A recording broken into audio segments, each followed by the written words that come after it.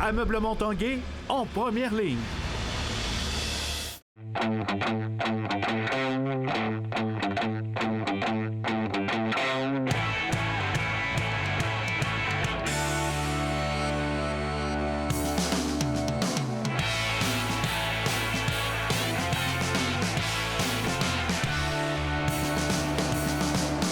Bon jeudi à tous, bienvenue à l'Esprit sportif. Au menu de l'émission aujourd'hui, un peu plus tard, un reportage sur l'équipe de natation du Rouge et Or et de son nouvel entraîneur-chef. On parlera de la belle victoire des Remparts hier à Val-d'Or et évidemment de football universitaire car c'est ici, samedi après-midi, qu'aura lieu le match demi-finale Rouge et Or Steiners de Concordia. Mais avant, parlons du batteur David Côté qui a possiblement connu sa meilleure saison en carrière. Il domine la colonne des placements au niveau universitaire canadien avec un grand total de 24.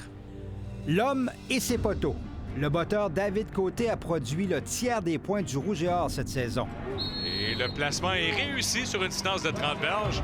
24 placements pour David Côté cette saison. Il était à un placement près d'égaler la marque du RSEQ pour une saison qui appartient à Christopher Milot, un ancien du Rouge et Or. Je l'ai su après le match. Il y a eu l'entrevue d'après-match avec TVA Sport, justement. Puis c'est là qu'ils me l'ont dit. Puis c'est là que je l'ai appris. J'avais aucune idée. Durant la saison, on ne regarde pas ça, on se concentre sur les matchs. T'en as maintenant 24, un de moins que Christopher Milot, l'ancien porte-couleur Lavallois. C'est pas décevant, frustrant. C'est sûr que je sais que j'aurais pu le battre parce que j'ai manqué les placements que normalement j'aurais dû avoir, mais c'est comme un peu, je dis toujours, on joue pas pour les records puis on joue pas pour avoir notre nom dans les livres. C'est sûr, c'est une belle reconnaissance, mais on joue pas pour cela. On a des objectifs d'équipe pas mal plus gros que ça. Tentative de 28 verges pour David Côté qui a été... 24 placements, mais pas entièrement satisfait de sa saison. C'est sûr, j'ai eu un plus grand nombre de bottées. L'efficacité est moins bonne un peu que l'an passé. Je n'avais manqué seulement un, c'est sûr, mais oui, c'est sûr qu'avec les années, tu prends l'expérience puis la quantité de pratique que tu fais au courant autant de hors-saison que durant la saison, c'est sûr que ça l'influence. Puis oui, je peux dire que je maîtrise un peu mieux les bottées. Est-ce que, comme les autres batteurs, tu es un être différent? Je sais pas, oui, sûrement un peu. Je suis souvent dans ma bulle, je parle pas tant que ça. À quel point je suis différent, je sais pas. C'est sûr que, nous, on est plus souvent seuls que, mettons, les receveurs qui sont une dizaine, quinzaine ensemble. Mais non, je pense que je m'inclus quand même bien dans le groupe. 36 verges et cette fois, c'est raté par Côté. N'empêche, David Côté va s'attaquer dans les prochaines saisons au record en carrière du RSEQ pour le nombre de placements alors qu'il est à 24 de la marque de William Dion. Dans l'histoire du Rouge et Or, 2 batteurs seulement ont réussi à faire carrière professionnelle, soit Christopher Milot et Boris Bédé, l'actuel batteur des Alouettes de Montréal. Même s'il sera admissible au repêchage de la Ligue canadienne de football qu'en 2021, David Côté commence à songer à cette possibilité. C'est sûr, je pense vraiment pas à ça. Je suis encore loin de cette pensée-là, mais c'est sûr que si ça peut se développer puis en arriver à gagner ma vie, à jouer au football, c'est sûr que ce serait une belle option. 42 verges, David Côté, c'est réussi. Il reste encore du travail à faire pour être à un niveau de professionnel, mais je pense qu'avec les années qui restent et le travail que je peux mettre là-dedans, puis comment je suis équipé, je pense que je serais capable d'y arriver. Mais pour l'instant, l'homme et ses poteaux, David Côté a dans la mire les séries éliminatoires. Stéphane Turcot, TVA Sport, à Québec. Le centre, c'est réussi. Alors, 3-3 pour David Côté. La vraie saison de football universitaire s'amorce ce samedi pour le Rouge et Or. En demi-finale, l'équipe de Glenn Constantin affronte les Steiners de Concordia, équipe que le Rouge et Or a dominée à 2 reprises en saison régulière. Mais rien ne sera laissé au hasard pour obtenir la victoire. Je ne veux pas avoir des contre-performances ou quoi que ce soit. Peu importe ce qui passe durant le match, on veut avoir au moins la satisfaction de savoir que ton équipe a joué à plein rendement. On se prépare en conséquence, les choses vont très, très bien. Honnêtement, ça serait vous mentir qu'avec les 2 matchs contre Concordia, je pense qu'on a l'intention d'avoir une bonne performance. Une avancée à la légère, on s'assure de jouer à notre propre niveau puis de performer à notre propre niveau. Puis comme le coach nous dit tout le temps, d'exécuter notre plan de match contre n'importe qui, comme on le fait contre n'importe qui, autant comme Montréal ou Concordia. Mais je pense que j'aimerais ça que les gars, du début à la fin, qu'on ait la pédale dans le plancher. Ça serait le fun que tout le monde soit sur la même page, personne, pas vraiment d'erreur mentale. mais plus que tout le monde peut jouer à leur niveau puis qu'on se concentre vraiment à jouer le jeu.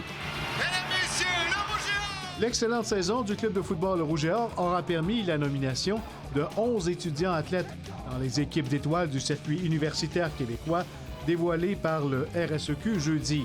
Du nombre, on retrouve les Adam Auclair, Antoine Dansereau-Leclerc, Ketel Assé et Samuel Thomasin. Je suis content. Je pense que chaque année, il y a des joueurs qui sont mis en évidence par l'équipe d'étoiles. Puis il y en a qui sont, il y a tout le temps des joueurs qui sont délaissés, mais en général, je pense que c'est un bon portrait de notre équipe cette année. Au hockey privé de plusieurs éléments importants, les Remparts ont débuté leur voyage de 3 matchs en 5 jours de la meilleure façon mercredi soir en défaisant les Foreurs de Val-d'Or par la marque de 5-1.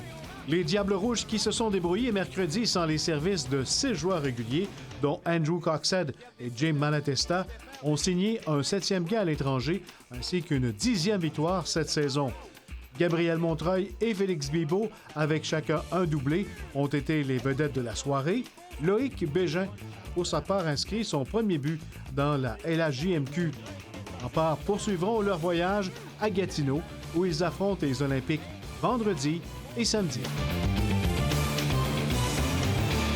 Après la pause, natation Rouge et Or.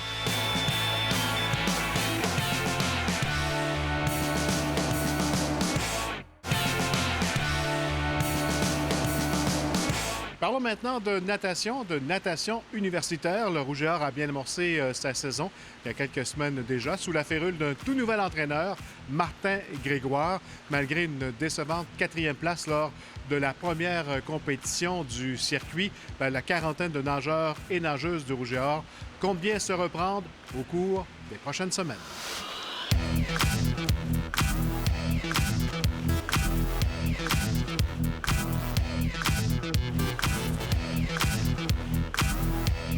Martin, tu viens de te joindre à l'équipe dans les dernières semaines. Comment se porte ton arrivée avec la grande organisation du Rouge et Or jusqu'à maintenant? Bien, en fait, il faut que je dise que je suis vraiment content d'être de retour parce que j'étais ici il y a une dizaine d'années en tant qu'assistant. Et là, depuis 3 semaines, j'occupe maintenant le poste d'entraîneur-chef. Alors vraiment, je suis excité et ravi d'être ici. Un changement de garde au poste d'entraîneur-chef dans l'équipe de natation du Rouge et Or. Est-ce que c'est un changement un petit peu de philosophie? Est-ce que les objectifs changent? Bien, les objectifs ne changent pas parce qu'on est à l'Université Laval. Alors, on est toujours dans la quête de l'excellence. Le monde de la natation est un monde en évolution incroyable. Les records du monde qu'on pensait imbattables il y a quelques années tombent un après l'autre. Alors, moi, personnellement, ma philosophie, c'est j'aime garder mes athlètes alertes. J'aime chercher toujours à des vitesses d'entraînement élevées versus des longues longueurs qui finissent plus.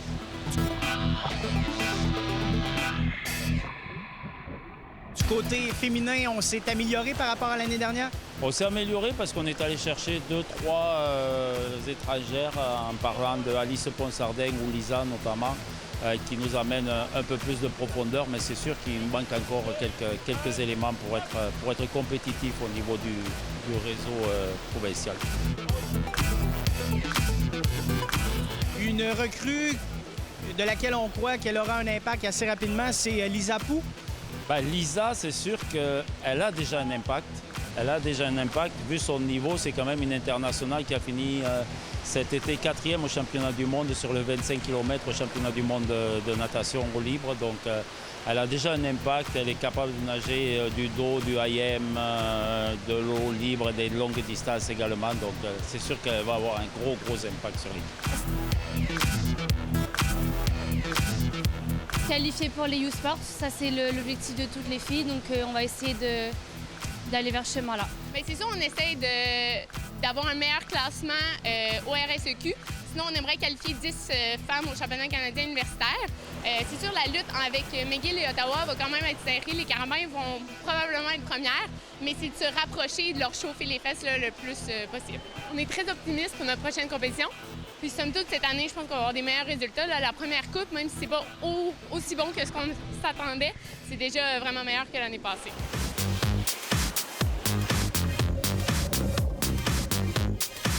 Du côté masculin, la composition de l'équipe par rapport à l'année dernière, ça ressemble à quoi? 14 nouvelles recrues, donc très important. un gros impact. C'est des nouveaux. Il y a encore tout à bâtir avec eux, mais ils sont jeunes pour certains aussi. Moi qui viens d'un club au Maroc, c'est vrai que c'est pas les mêmes organisations, la même organisation, la même compétition carrément. Il n'y a pas de compétition universitaire au Maroc. Et ici, on retrouve un esprit totalement différent que celui que j'avais confronté avant.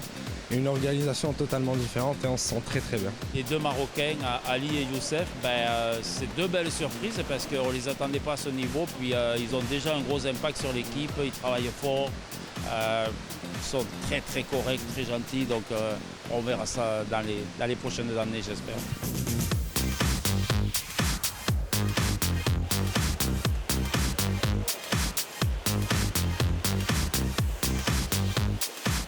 On veut faire mieux d'année en année. L'année passée, on avait beaucoup de blessés. Fait que ça rend la chose un peu plus difficile. Là, cette année, beaucoup de recrues qui sont en super forme. Donc, c'est sûr que ça vient aider tout le monde. Puis le niveau juste à l'entraînement, vient rehausser. Où on veut aller, définitivement, on veut retourner au sommet de la pyramide. Et quand je suis parti, la natation universitaire au Québec, il y avait le rouge et or, il y avait le rouge, puis il y avait le or. C'était à peu près tout. Quand on avait de la concurrence serrée, c'était l'Université de Montréal. Moi, je reviens ici et on a eu une première coupe universitaire et la garde a changé. On était 4e au classement des hommes et des femmes. Ça me fait plaisir parce que ça va prendre la bonne natation pour retourner premier. C'est ça qui m'anime à chaque fois que je viens sur le bord de la piscine. Bonne saison au Rouge et Or, merci. Merci beaucoup. Hey, je vous rappelle en terminant toujours dans le monde du Rouge et Or au football, match éliminatoire ce samedi 13h, demi-finale RSEQ, le Rouge et Or qui reçoit les Seniors de Concordia au stade du PEPS, donc 13h samedi après-midi. Voilà, c'était l'Esprit sportif. Bye bye tout le monde, à demain.